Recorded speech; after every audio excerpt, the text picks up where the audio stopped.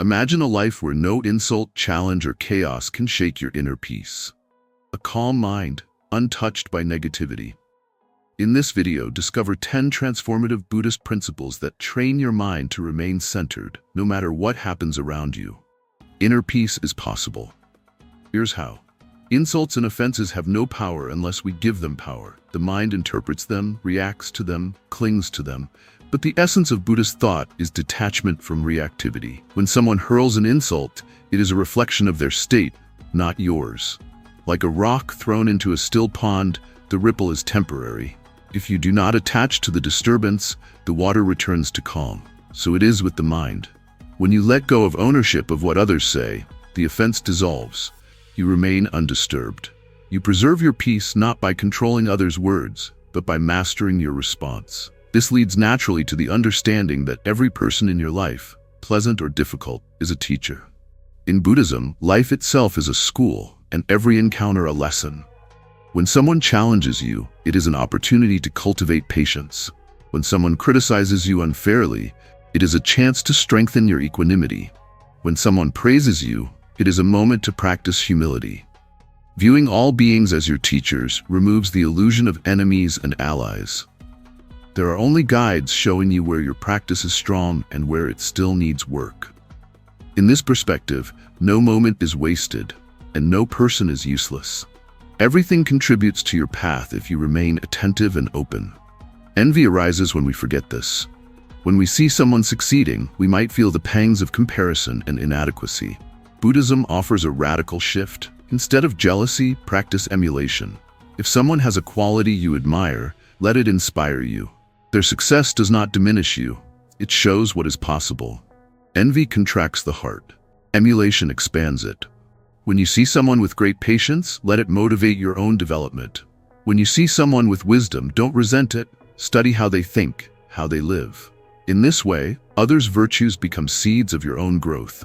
This transformation turns comparison into compassion and judgment into joy for others' progress. To support this path, be strict with yourself but tolerant with others.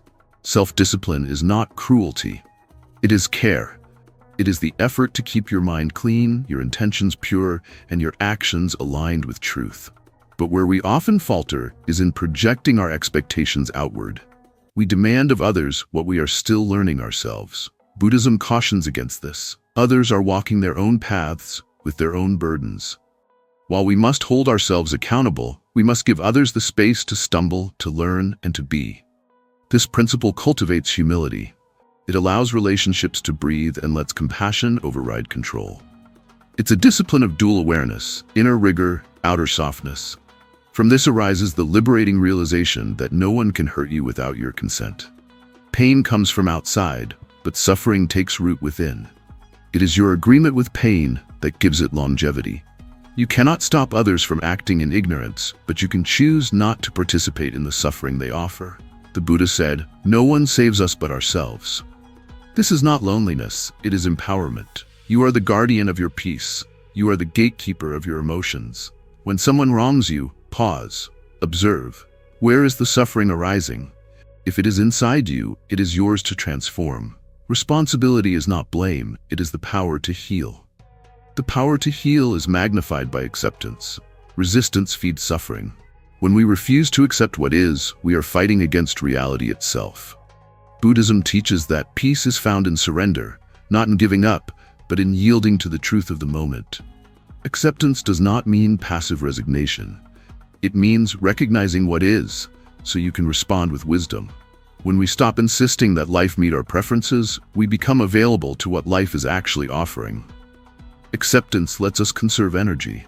Instead of spending it in denial or frustration, we channel it into compassion, creativity, and clarity. The moment you accept what is, suffering begins to fade. You are no longer trapped in what should be. You are free to work skillfully with what is. Living according to nature supports this freedom. The more we align with the natural rhythms of life, the less we suffer. Nature is our original teacher. It shows us impermanence through the seasons. It shows us balance through ecosystems. It shows us stillness through the mountains and movement through rivers. When you rise with the sun, rest with the moon, eat in moderation, breathe consciously, Walk slowly. You are not just calming the body, you are calming the mind. You are returning to harmony with the original order. The Buddha lived simply and close to nature, not as an aesthetic choice, but because it reflects the Dharma itself. Nature does not force, it flows. It does not cling, it releases. To live naturally is to live with wisdom. From this simplicity emerges ethical living. Ethics in Buddhism is not about rules imposed from above. It is about understanding the interconnectedness of all life. When you harm another, you harm yourself. When you lie, you weaken your own trust. When you steal, you rob your own peace. Ethical living is clarity in action. It is choosing honesty even when lying is easy. It is choosing compassion even when anger is justified. It is restraint when desire is strong, and generosity when clinging tempts you. This is not about perfection. It is about alignment, making sure your actions do not disturb the stillness of your conscience. Karma is not punishment, it is cause and effect. Plant seeds of kindness and you harvest serenity. Plant seeds of harm and you reap regret. The ethical life is the peaceful life. Gratitude deepens that peace. The mind naturally seeks what's missing. It searches for what's wrong. But gratitude trains the mind to see what is already here. When you practice gratitude, you teach your mind to dwell in sufficiency. You look around and see not lack, but abundance. You learn to be thankful not only for comforts, but for challenges, for they too shape you. Gratitude is not naive optimism. It is clarity. It sees the full picture and chooses to highlight the blessings, a warm meal, a breath, a kind word, a quiet moment. These are not small things. They are life itself. Gratitude brings the mind back to the present and opens the heart to joy. It is the medicine for restlessness and the antidote to anxiety. It quiets the noise of wanting and makes space for contentment. Contentment becomes unshakable when you trust the process. Control is an illusion that feeds suffering.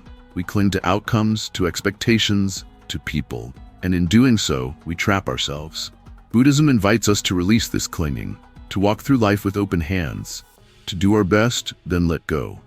Attachment is the root of suffering because it sets conditions on happiness.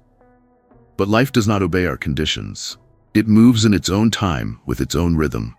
Trusting the process means letting life unfold without resistance. It means allowing space for uncertainty. The river does not ask to bend a certain way, it simply flows. We are that river. When we stop fighting the current, we discover we're already being carried where we need to go. Letting go is not defeat, it is liberation. It is not apathy, it is faith in the unfolding path. And so, when insult arises, we pause, knowing it only pierces if we invite it in. When others challenge us, we look for the teaching, not the offense.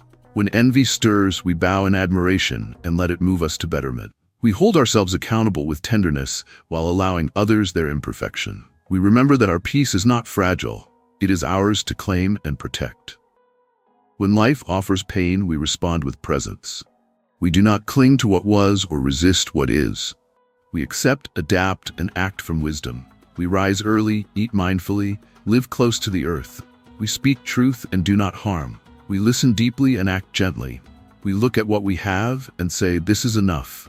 We look at what we've lost and say, this too is part of the path. We breathe in gratitude and breathe out release. We trust that every detour is a teaching, every delay a moment of refinement. And when the storm comes, as it always does, we do not flinch.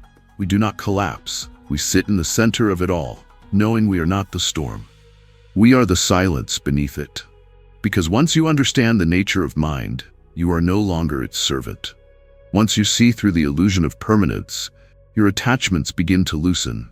You no longer believe everything you think. You no longer fear what tomorrow may bring. You become the watcher of thought, not the captive. You become the flame that flickers but never goes out. Even when the world shakes, your center holds. You walk through anger without reacting, through sadness without drowning, through chaos without confusion. This is the fruit of practice. Not that nothing touches you, but that nothing shakes you from yourself. You learn to act, not react. You learn to feel deeply, yet remain free.